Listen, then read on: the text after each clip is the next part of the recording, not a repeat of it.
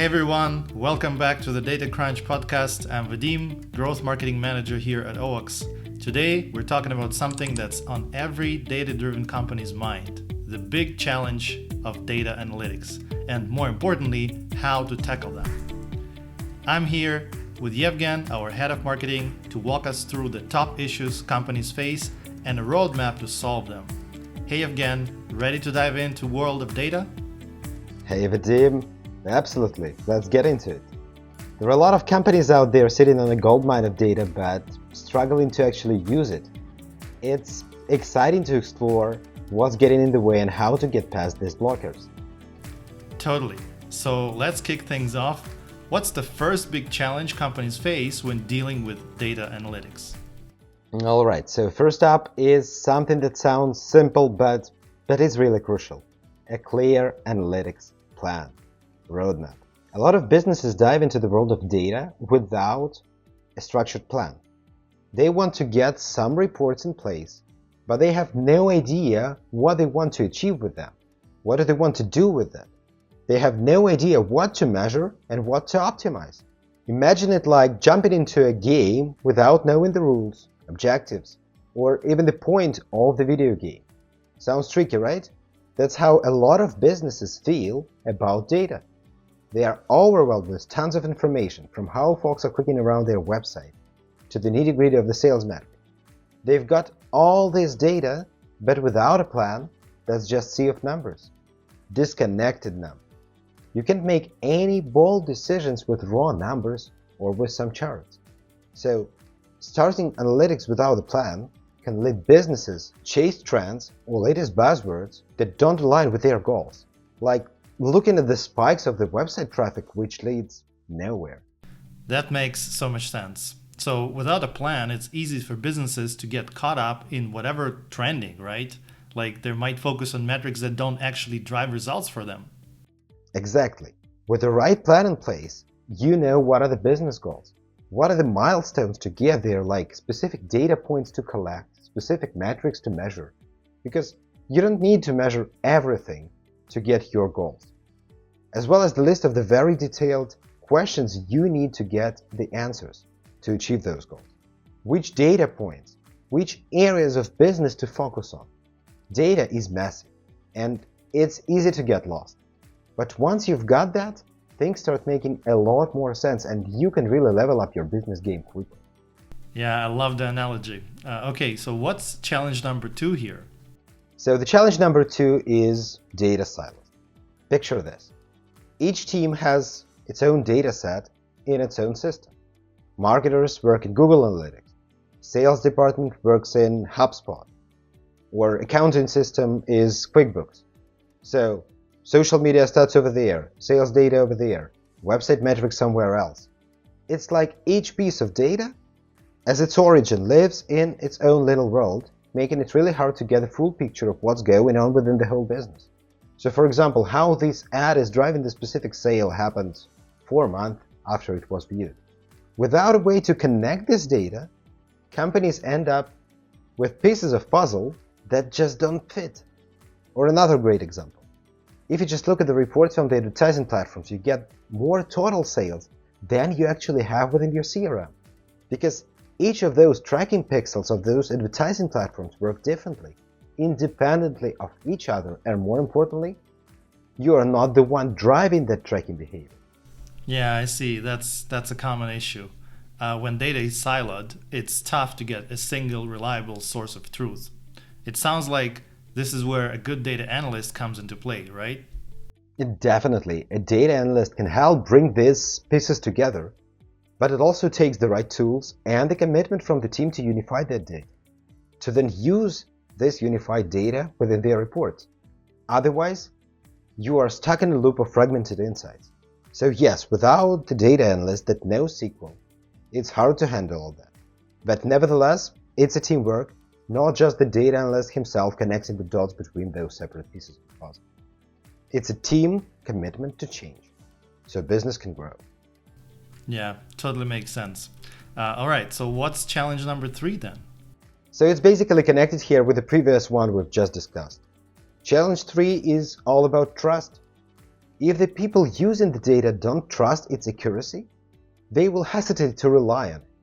It's like trying to build a house on quicksand, the shaky foundation of mistrust. So without having the confidence in data, bold decisions within the business aren't possible. And when data is silent and inconsistent, trust really takes a hit.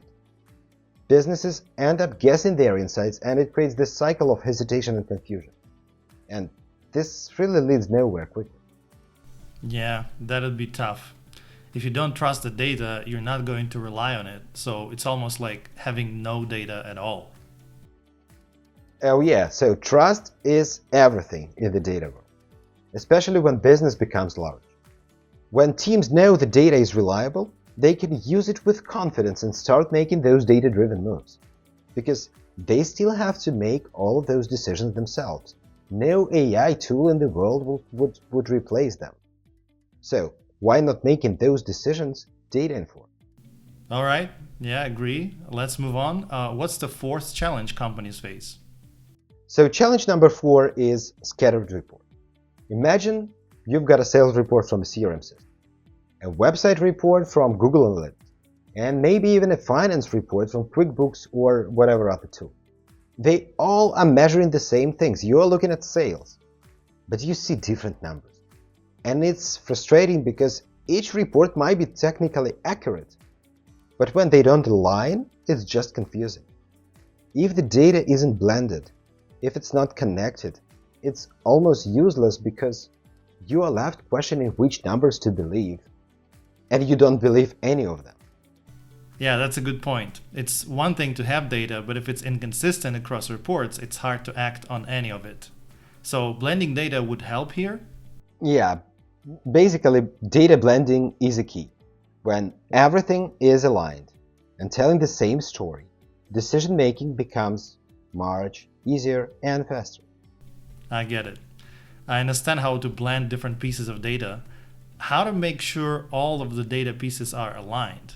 So that's where business needs to step away from the traditional 1 or 2 data source report. Like all of those tools, the connectors, that advertise to bring all of your data into spreadsheets. Facebook ads here on one tab, Google Analytics data on another tab, QuickBooks here, HubSpot there, Stripe in the separate document. And then you go and try to VLOOKUP from one sheet to another. That's the quickest path to scattered reports. The good way here would be to get all of the data into a warehouse.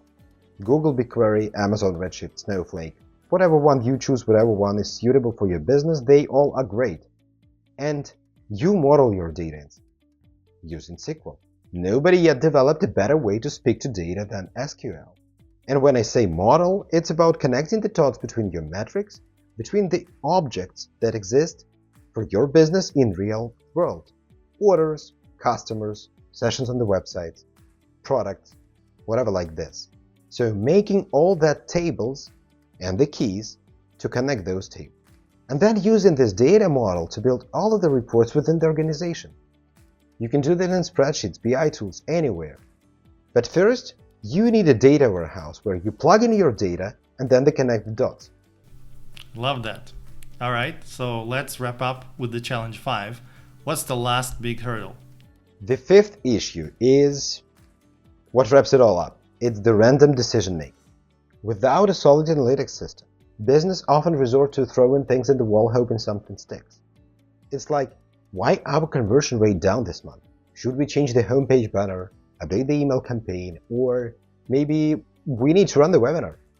If there is no data-driven direction, it's just guesswork. And the saddest part is that business is sitting on the gold mine of data, but instead just guessing. Wow, yeah, that sounds exhausting. It's like spinning in circles without making real progress. So I guess the goal is to shift from guesswork to data-driven decisions, right? Exactly. With the right data structure and the processes in place, you're not just guessing, you are making data-informed decisions based on what's actually happening within your business. It's a complete shift from random decision-making to intentional strategy. All right, so those are 5 big challenges. Now let's talk solutions. How can companies start tackling these issues? It's a great question, Vadym, and it all comes down to three main things. It's about you, a plan, and the tools. So first, it starts with you, or rather, your commitment to change and making data a priority in decision making. Then, you need a clear plan, which acts like your roadmap. Without it, it's like setting on the road trip with no destination in mind. That might be okay, but that's not the business strategy. And lastly, you need the right tools: data storage, a visualization tool, and a data analyst to handle all this data properly.